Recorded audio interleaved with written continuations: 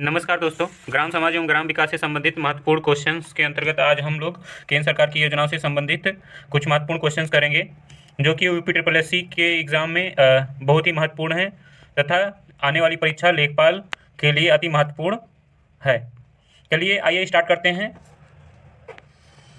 First question है, प्रधानमंत्री मत्स्य संपदा योजना की शुरुआत कब की गई है? तो सोच के बताइए, प्रधानमंत्री मत्स्य संपदा योजना की शुरुआत कब से की गई है? क्वेश्चन ऑप्शंस गिवन है। सितंबर 2020, जून 2020, अगस्त 2020, अक्टूबर 2020। तो ये प्रधानमंत्री मत्स्य संपदा योजना स्टार्ट की गई है सितंबर 2020। ये 10 सितंबर 2020 से स्टार्ट की गई है। 10 सितंबर 2020। नेक्स्ट क्वेश्चन देखते हैं। रफ्तार योजना के तहत ग्रामीण क्षेत्रों में किसे बढ़ावा मिलेगा? तो रफ्तार योजना ये केंद्र सरकार की योजना है और ये योजना किससे संबंधित है?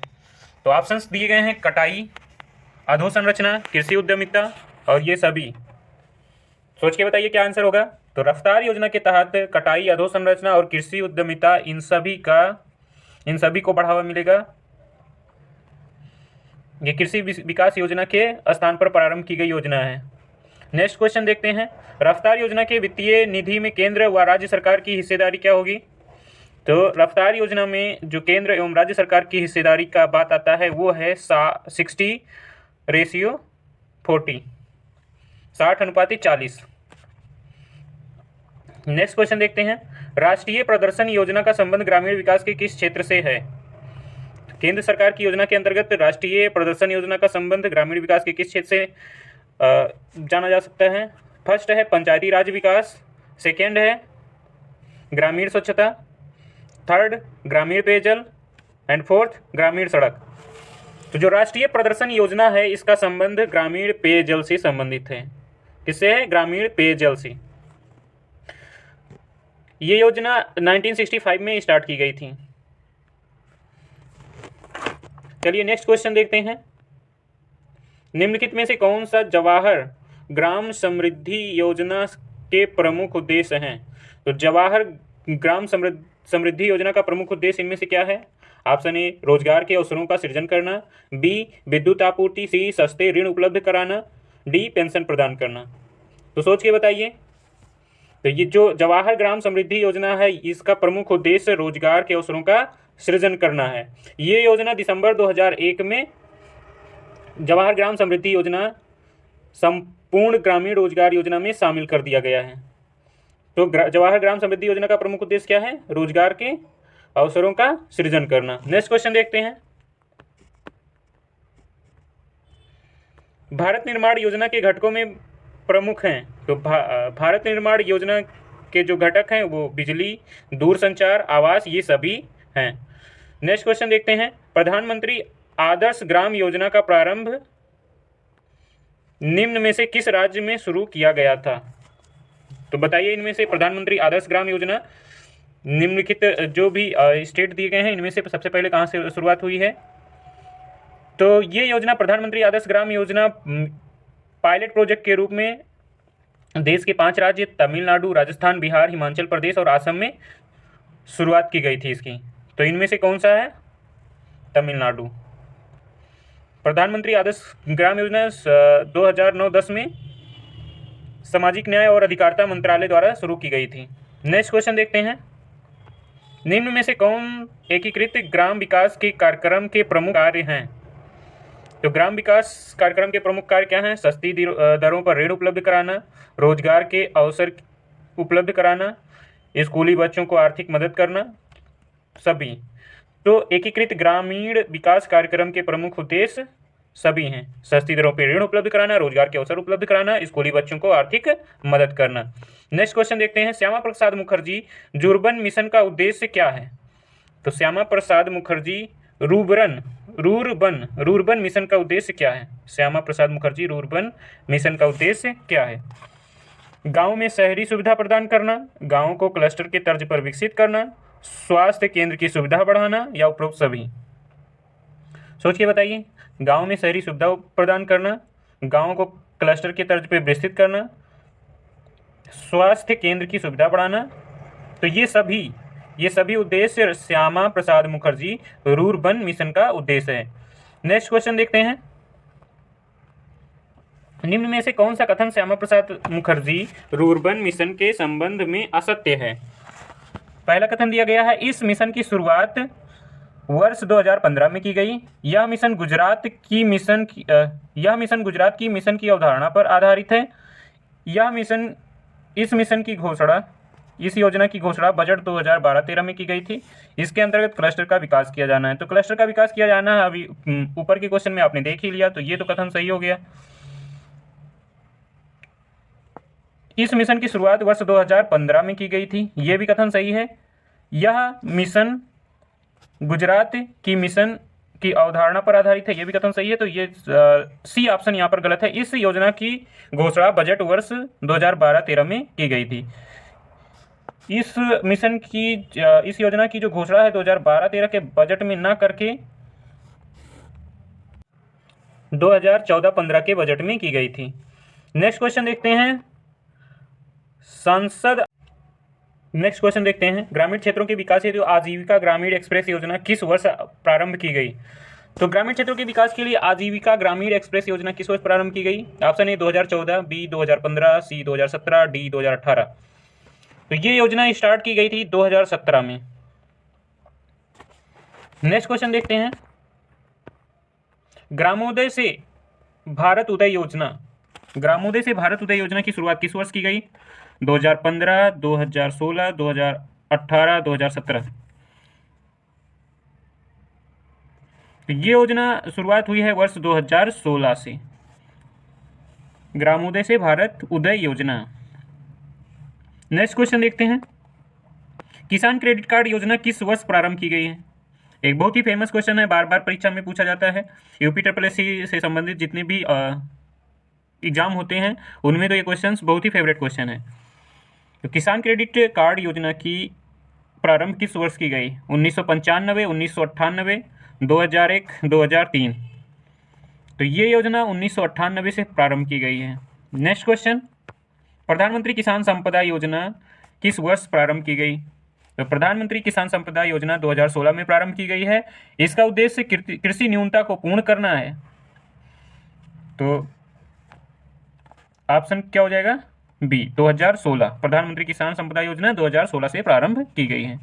नेक्स्ट क्वेश्चन देखते हैं। एग्री उड़ान योजना का संबंध क्या है? एग्री उड़ान योजना, तो एग्री उड़ान योजना हैदराबाद में जो भारतीय कृषि अनुसंधान परिषद है वहाँ से इसकी स्टार्टिंग की गई है और इसका जो उद्देश्य है वो किसानों को बिजनेस स्किल्स से लैस करना है। नेक्स्ट क्वेश्चन देखते हैं।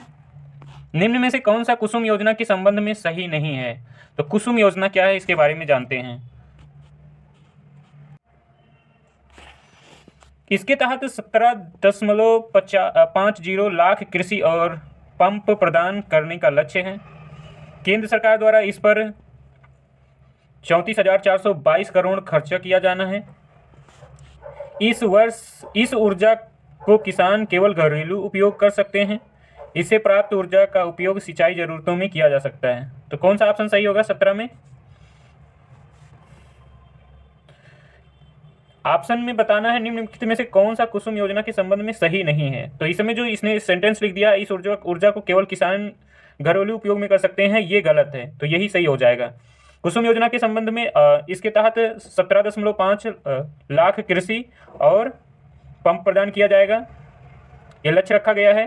केंद्र सरकार द्वारा इस पर 34,422 करोड़ खर्चा किया जाना है और इससे प्राप्त ऊर्जा का उपयोग सिंचाई जरूरतों में भी किया जा सकता है। नेक्स्ट क्वेश्चन देखते हैं, कुसुम योजना से ही संबंधित है।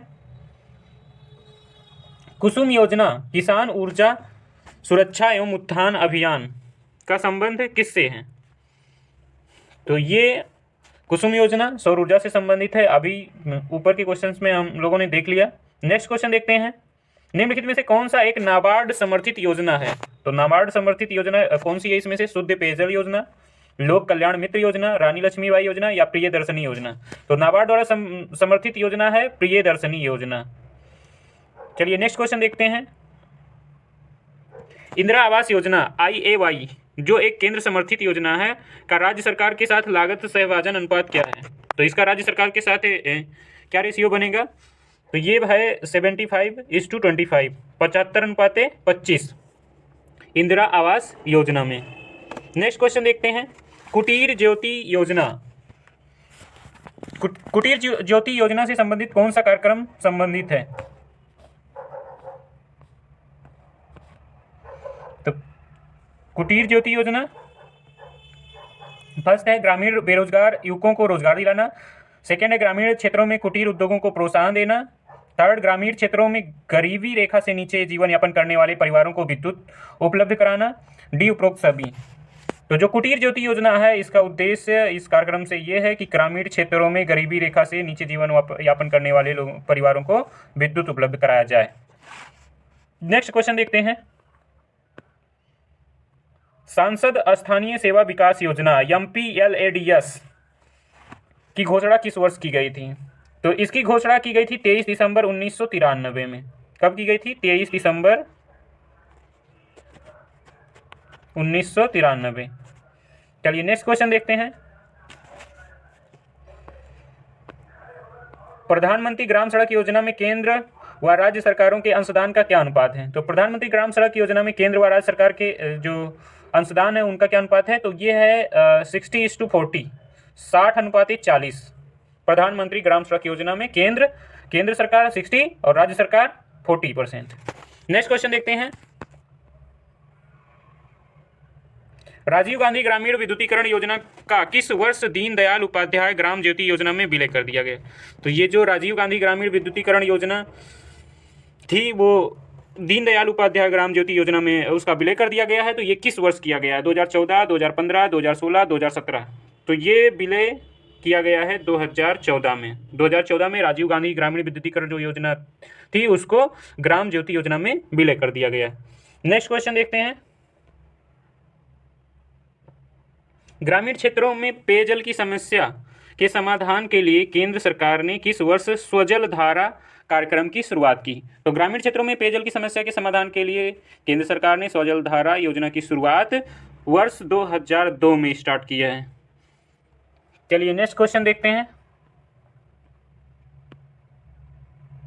ग्रामीण क्षेत्रों में शहरी सुविधाओं की उपलब्धता कार्यक्रम का नाम है पूरा में कौन से उद्देश्य निहित हैं?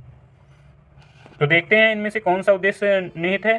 फर्स्ट है विद्युत कनेक्टिविटी, सेकंड है बाजार कनेक्टिविटी, थर्ड है नॉलेज कनेक्टिविटी और फोर्थ है ये सभी। तो इसमें ये सारे के सारे उद्देश्य निहित हैं जो पूरा कार्यक्रम है इसके अंतर्गत। ग्रामीण क्षेत्रों में शहरी सुविधाओं को उपलब्ध करने के लिए जो पूरा कार्यक्रम है इसके उद्देश्य विद्युत कनेक्टिविटी, बाजार कनेक्टिविटी, नॉलेज कनेक्टिविटी ये सब हैं। नेक्स्ट क्वेश्चन देखते हैं, राष्ट्रीय ग्रामीण पेयजल कार्यक्रम NRDWP के अंतर्गत 2022 तक देश में हर ग्रामीण व्यक्ति को उनके घरेलू परिसरों में या उनके घरों से क्षैतिज या ऊर्ध्वाधर दिशा में 50 मीटर की दूरी से कम पर कितने लीटर प्रति व्यक्ति प्रतिदिन पेयजल उपलब्ध होना चाहिए?